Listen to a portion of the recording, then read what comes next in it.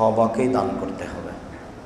সাহাবীগণ যখন বললেন সবাকে দান করতে হবে, আল্লাহ রসুল বললেন, তখন সাহাবীগণ বললেন কিভাবে করবে টাকা পয়সা না থাকলে? তখন আল্লাহ রসুল বললেন যে মানুষের বাড়িতে কাজ করবে, কাজ করে যেটা ইনকাম করেছে তার কিছু অংশ দান করবে আর কিছু অংশ খাবে। আরেকটা কথা এখানে মনে পড়ে গেল, একটু খেয়াল করেন, আপনি যতই গরিব মানুষ হন, যা ইনকাম করেছেন একদিনে তা সব খাবেন না, এটা খুব ভালো করে মনে রাখবেন।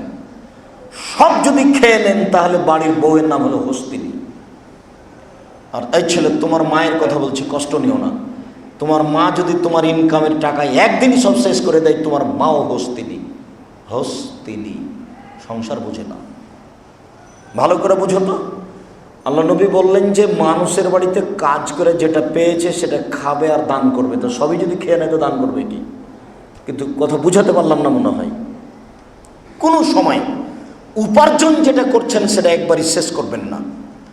1 কেজি বেগুন কিনেছেন, আপনার স্ত্রী যেন 5টা ধরেছে 1 কেজিতে, 5টাই রান্না না করে, 4টা রান্না করবে, 1টা যেন রেখে দেয়, বাড়ির বরকত থাকবে। আর একটা কথা মনে রাখবেন, যেখানে টাকা আছে, খুচরা আছে, গোটা আছে, সব টাকা নিয়ে খরচ করতে যাবেন না বাজারে, জীবনে কোনোদিন ভুলে করবেন না।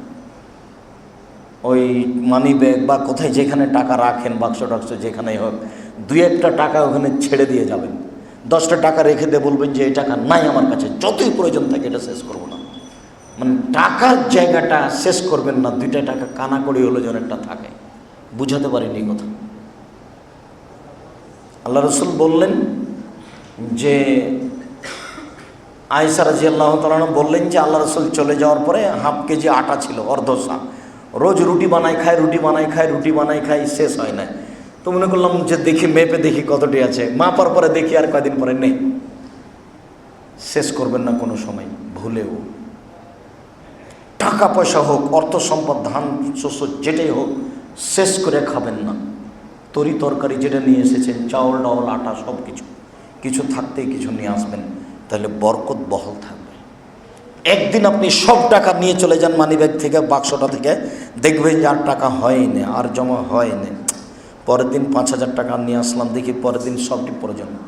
পরের দিন দেখি আরে আবার টাকা নিয়েছিলাম, দেখি তারপরের দিন সবটি প্রয়োজন। কথা বুঝাতে পারিনি মনে হয়। এইটা খুব খেয়াল করবেন।